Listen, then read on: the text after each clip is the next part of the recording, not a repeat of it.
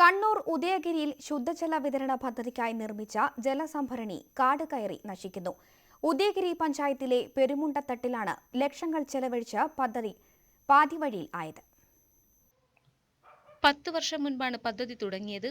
കാർത്തികപുരം ശുദ്ധജല വിതരണ പദ്ധതിയുടെ കീഴിൽ ഉയർന്ന പ്രദേശങ്ങളായ മാവുംതട്ട് കോളനി, പെരുമുണ്ടത്തട്ട് എന്നിവിടങ്ങളിലേക്ക് കുടിവെള്ളം എത്തിക്കുകയായിരുന്നു ലക്ഷ്യം. രൂക്ഷമായ കുടിവെള്ളക്ഷാമം അനുഭവിക്കുന്ന പഞ്ചായത്തിലെ കുടുംബങ്ങൾക്ക് ഈ പദ്ധതി ഏറെ സഹായകമാകുമെന്നായിരുന്നു കണക്കുകൂട്ടൽ.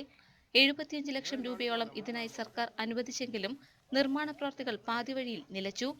ഫണ്ടിന്റെ അപര്യാപ്തത മൂലമാണ് പ്രവർത്തനം നിർത്തിയതെന്നാണ് കരാറുകാരന്റെ വാദം. പദ്ധതി പാതിവഴിയിലായതോടെ ലക്ഷങ്ങൾ മുടക്കി നിർമ്മിച്ച ജലസംഭരണികൾ കൊതുക് വളർത്തൽ കേന്ദ്രങ്ങളായി മാറി. ഇവിടുത്തെ കുടിവെള്ള പ്രശ്നം പരിഹരിക്കാൻ വേണ്ടി ഞാൻ സർക്കാരിന് ഫ്രീ ആയിട്ട് 4 സെൻറ്റ് സ്ഥലം കൊടുത്തതാണ്. 10-75 ലക്ഷം വരെ അന്ന് മുടക്കായതാണ്.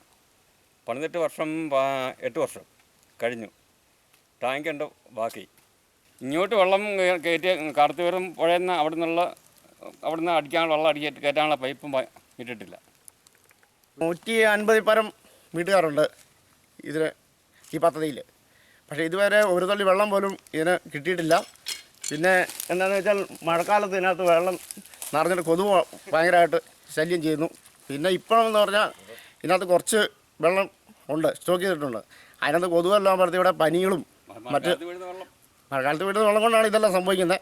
ഇപ്പോൾ അതിൻ്റെതായ പ്രശ്നങ്ങൾ ഇവിടെ സംഭവിക്കുന്നുണ്ട്. കുടിവെള്ളത്തിനായി നാട്ടുകാർ ബുദ്ധിമുട്ടുമ്പോൾ സാങ്കേതികതയുടെ പേരിൽ പദ്ധതി പാതിവഴിയിലാക്കിയ അധികൃതരുടെ നടപടി വ്യാപക പ്രതിഷേധത്തിനാണ് ഇടയാക്കുന്നത്. ന്യൂസ് 18 കണ്ണൂർ.